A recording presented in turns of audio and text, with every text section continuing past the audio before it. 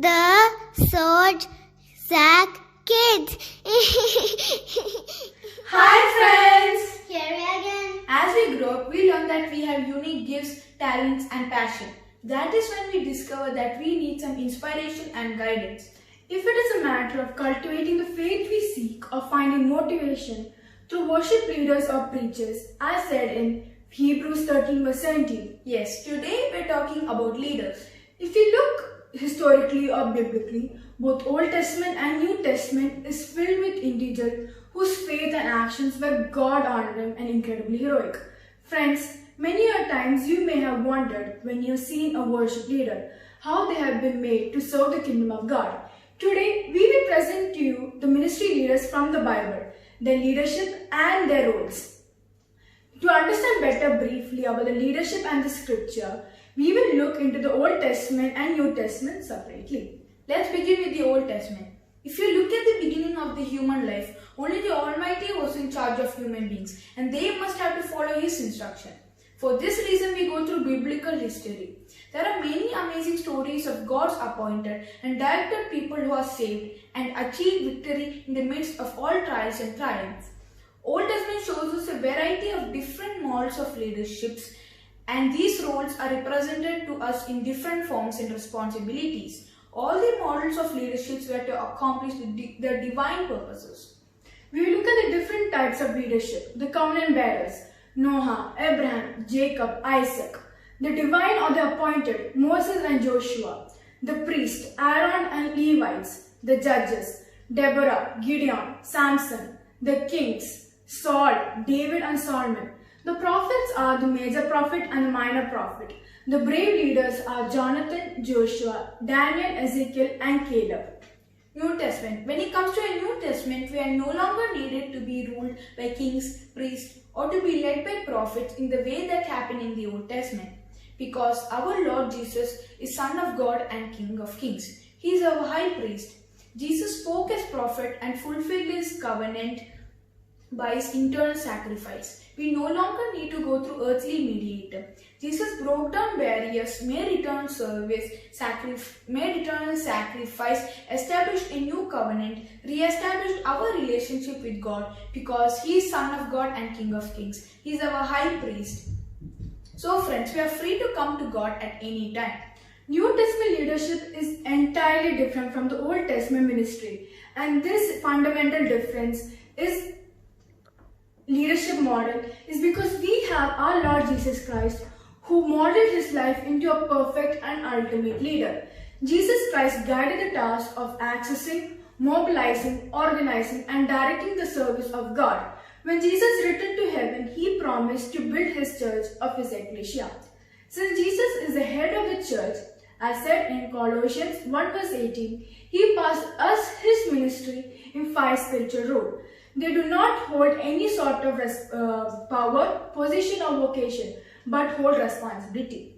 In Ephesians chapter 4 verses 8 to 13, it clearly states that God gives certain people certain gifts and roles for accomplishing the work that He wants them to do. Through this verse, He provided spiritual gifts and responsibilities to His church. But the essential ingredient in the establishment of these ministerial roles can only be achieved by the power of the Holy Spirit. Now we will see various ministerial roles. It is popularly known as the fivefold ministries.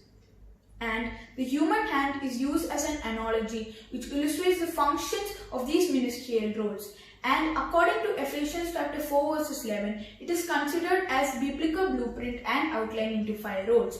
They are apostles, prophets, evangelists, pastors and teachers. Now we look at each of the functions. Apostle, the governing body of the church. The word apostle is derived from Greek. They are the first leaders, delegates and the messengers of church. They were sent and chosen by Jesus as they were eyewitnesses, and they initiated and directed the teaching and preaching of gospel, and together with Jesus laid the foundation of church. Ephesians 2 verse 20. Interesting fact that the apostles were the disciples. There were 12 along with Paul. Mina, do you know who are the disciples? Yes, Simon, Andrew, James, John, Philip, Bartholomew, Thomas, Matthew, James, Thaddeus, Simon, Judas. They followed Jesus through His baptism, ministry, resurrection, and ascension. The purpose of their ministry was to testify and confirm their witnesses. Acts 3 verse 14 and 15. Prophets, the guiding body of the church. They speak the divine message fearlessly and give direction to the church, as well as correction wherever it is necessary, as they receive command in dream of vision or during prayers. In New Testament, it declares about purification, repentance of the kingdom of God and the judgment. Munna, do you know who are the Old Testament prophets? Minor and major prophets. And the New Testament prophets are Barnabas, Silas, Judas, Agabus, Saul, Simeon and Manaeni, said in Acts chapter 13 verses 1. They focus on the kingdom of God. Evangelists or the preacher, they are the gathering body of the church. They are the people who travel as missionaries to announce or preach the gospel, reaching the unreached places of the earth. They have established church by motivating, healing and revive the heart of the people. They are considered as the bringer of good tidings in Titus 1 verse 5. Pastors, the guardians of the church. This term is derived from a Greek word called poimen, which means a shepherd or one who takes care of his flocks. They are considered as elders and presiding leaders. Pastoral ministry involves around spending much time for his people by going to the Lord as a faithful caregiver to protect, lead, nurture and feed his flock, said in John chapter 21 verses 17. Teachers, the grounding or the imparting body of the church.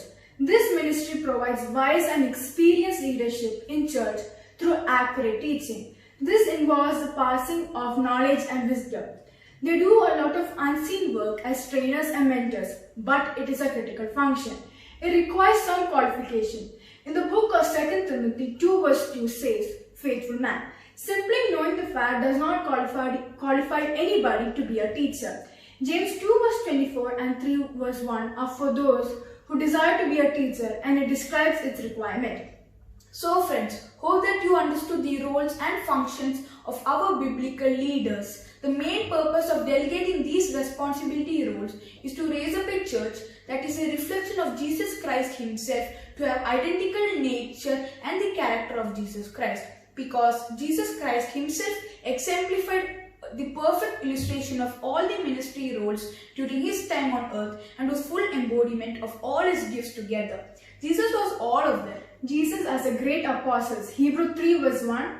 Jesus as a great prophet, Acts chapter 3 verses 22. Jesus as a great evangelist, Luke 19 verse 10. Jesus as a great pastor, John chapter 10 verses 11. And Jesus as a great teacher, Acts 1 verse 1. Thank you. God bless you all.